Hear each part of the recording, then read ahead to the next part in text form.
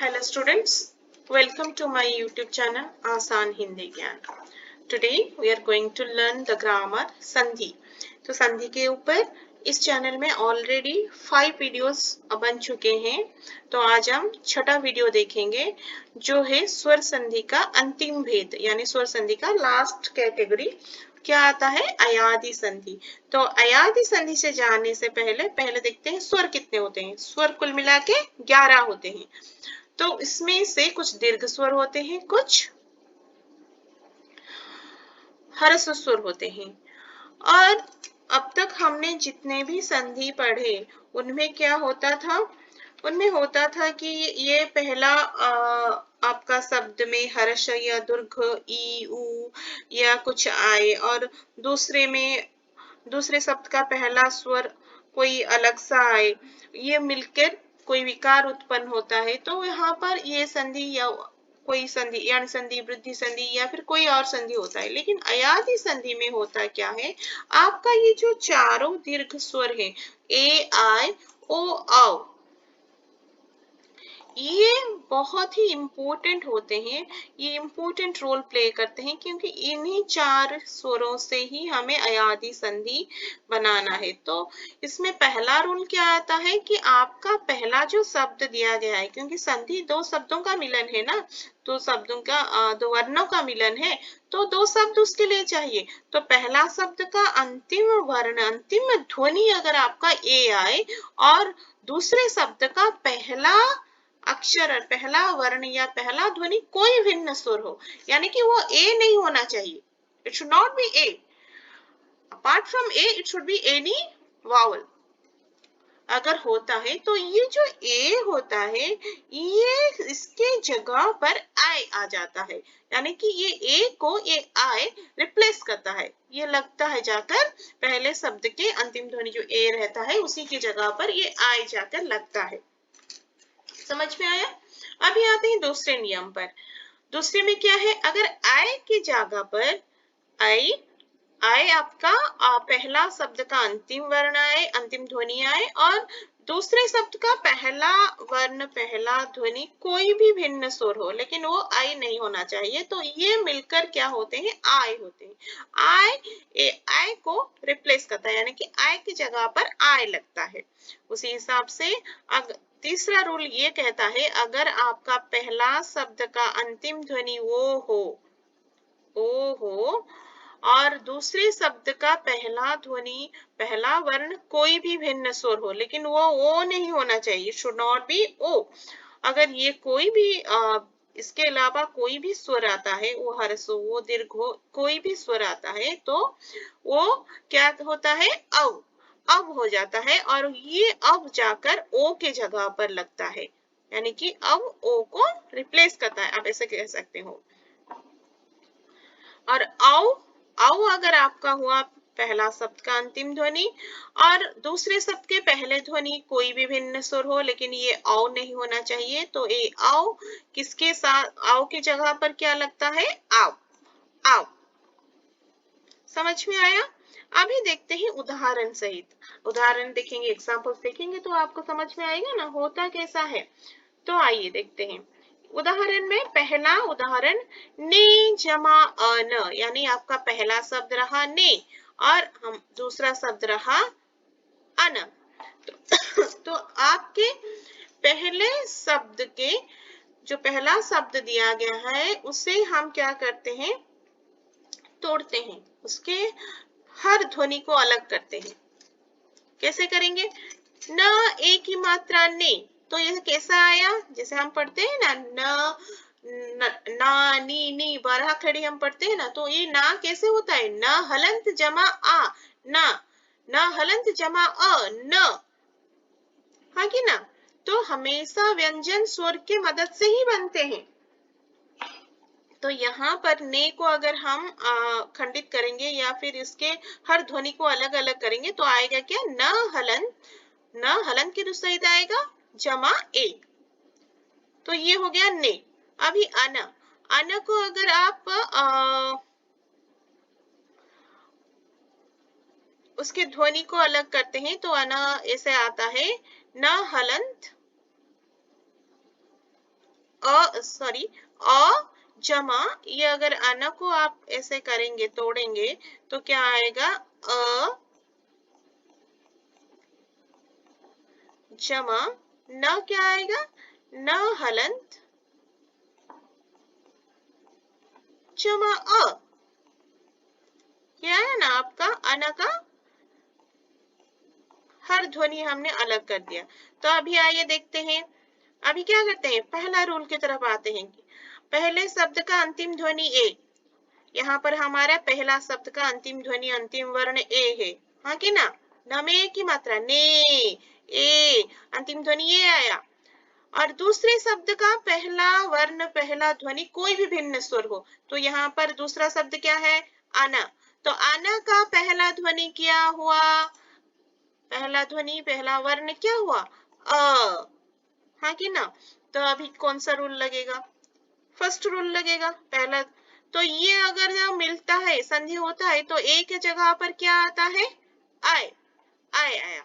तो अभी देखिए, ए के जगह पर हमें आय लगाना है, यानी कि ये ए जो है ये आय के साथ रिप्लेस होगा, तो क्या होगा? न हलंत, ऐसा कि ऐसा रहेगा, it should be remain like that.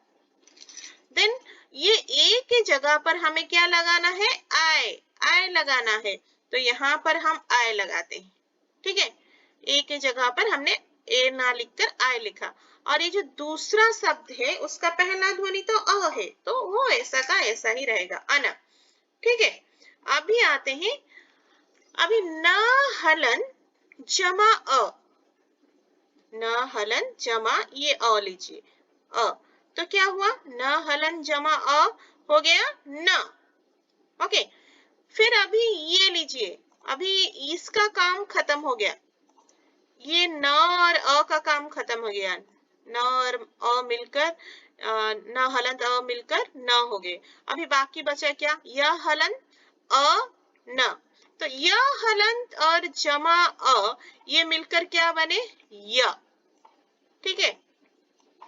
और ये न ऐसा का ऐसा ही रहेगा, should be remain like that. तो अभी क्या, संधि बनने के बाद कौन सा नया वर्ड आया? नयन, ने जमा अन नयन, ने जमा अन नयन। समझ में आया? आप लोगों को समझ में आया बच्चों? आई होप आपको समझ में आया होगा। ये बहुत ही आसान तरीका है समझने के लिए। कंफ्यूज मत होइएगा, क्योंकि just you have to follow the rule. Rule अगर याद आते हैं तो संधि हो गया, चुटकियों में हो गया, संधि के लिए कोई वरी होना नहीं चाहिए। संधि बहुत आसान है, जैसे हम a प्लस बी का होल स्क्वायर पढ़ते हैं ना, A square plus B square plus 2ab, तो ये कैसे याद आता है? फॉर्मूला याद रखने से। संधि भी ऐसा ही है, ट्रिक याद रखो, संधि करो, संधि विच्छेद करो, ठीक है? कोई प्रॉब्लम नहीं, कोई भी वर्ड आए आप उसे संधि कर सकते हो, दोनों वर्ड्स को मिला सकते हो, कोई भी वर्ड आए आप उसे अलग कर सकते हो। सिर्फ याद रखना है आपको ट्रिक्स, ट्रिक्स एक बार याद आ गए तो गाड़ी चल पड़ी आपकी। अभी आइए देखते हैं दूसरा, गए जमा अक, गए, गए में ये क्या है? आई की मात्रा है, तो इसमें लास्ट ध्वनि क्या आया? आय, अक, आय जमा अ क्या हुआ? आय। तो ये कहाँ पे जाके लगेगा आय? ग के अंतिम, यानी कि ए आय की जगह पर लगेगा, तो गाय, गाय, ग आ ए, गाय, गाय। यहाँ पर क्या है? क, गायक, गायक। इसी तरह से ग गए जमा ई का, तो यहाँ पर क्या हुआ? अंतिम ध्वनि आय, दूसरे शब्द का पहला ध्वनि, पहला वर्ण ई, आय जमा ई, आय। तो ग के ये जो आय की जगह पर ये आय लगेगा, तो गाय, गायिका, गायिका। गायक मीन्स मेल सिंगर, गायिका मीन्स फीमेल सिंगर। उसी हिसाब से चलते हैं, पो जमा अन, पो अंतिम ध्वनि क्या है? ओ है, ओ की मात्रा है ना, तो उसे अगर हम हर ध्वनि को अलग करेंगे तो कैसा आएगा? प हलंत जमा ओ। तो यहाँ पर ओ रहा अंतिम ध्वनि, पहला ध्वनि रहा अ, ओ अ मिलकर क्या होंगे? औ। तो प ये ओ की जगह पर अगर प लगेंगे फिर ये अ रहा, तो ब हलन जमा आ ब हो गया व, पवन पवन, तो मिलकर हो गया पवन। क्योंकि इससे अगर हम तोड़ेंगे प हलन जमा ओ, तो ये ओ के जगह पर आकर लगेगा अब। सो प हलंत जमा आ हो गया आपका प, ठीक है। ब हलंत रह गया फिर अ, ब हलंत जमा आ हो गया ब, फिर ना ऐसा का ऐसा रहेगा न, तो मिलकर क्या होगा? पवन।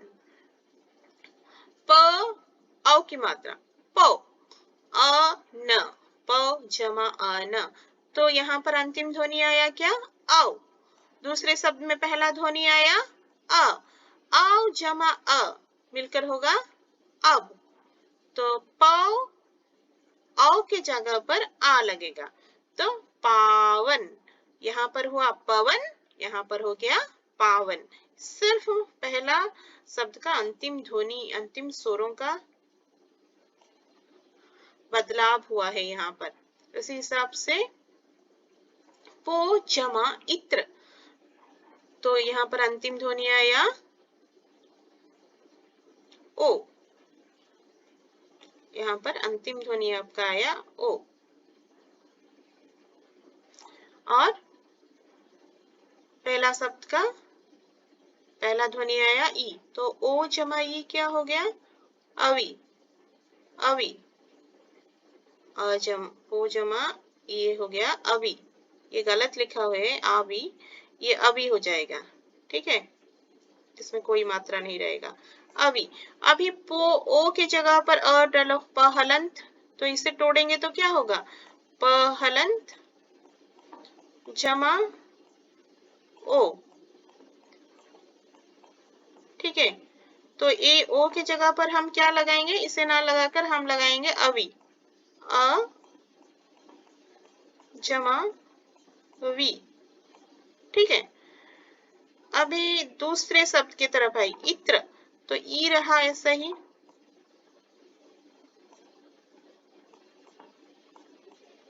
ये रहा ता हलंत जमा र त्र, ठीक है। तो प हलंत अ क्या हो गया? प, वी ऐसा ही रहा, ये जो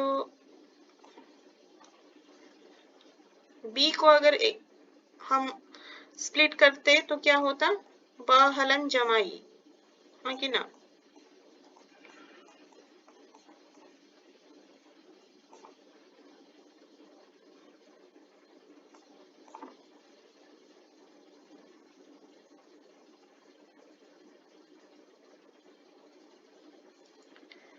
तो देखिए, फिर दोबारा समझाती हूँ, थोड़ा कंफ्यूजन हो गया शायद आपको। अभी थोड़ा हम विस्तार से देखते हैं इस एग्जाम्पल को, देखिए।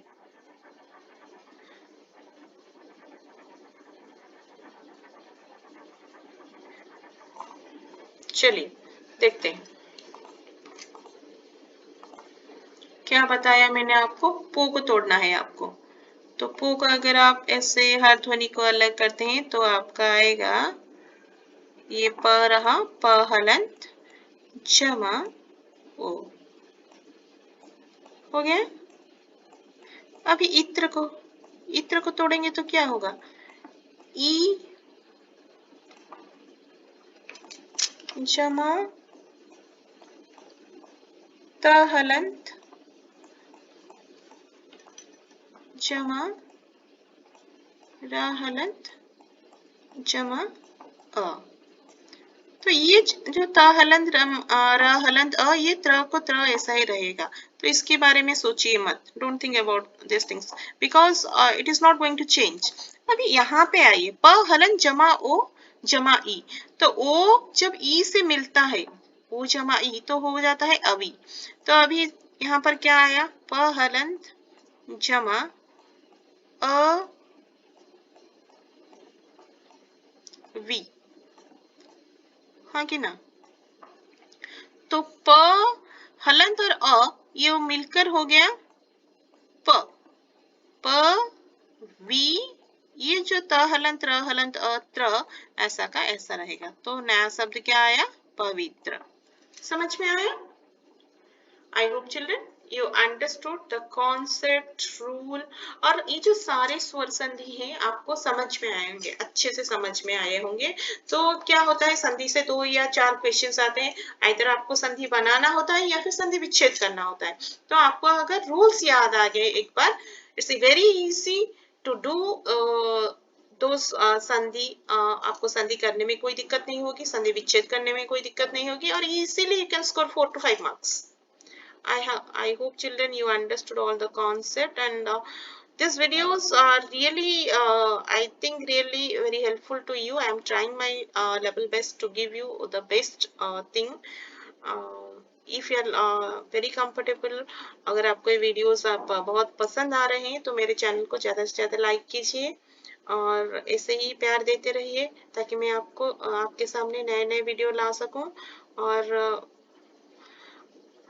मैं कमेंट के जरिए बताइए कहीं पे सुधार लाना है, कहीं पे आपको कुछ समझ में नहीं आ रहा है, और कुछ सजेशन अगर देना चाहते हैं तो दे सकते हैं। Thank you children, thanks for watching my videos.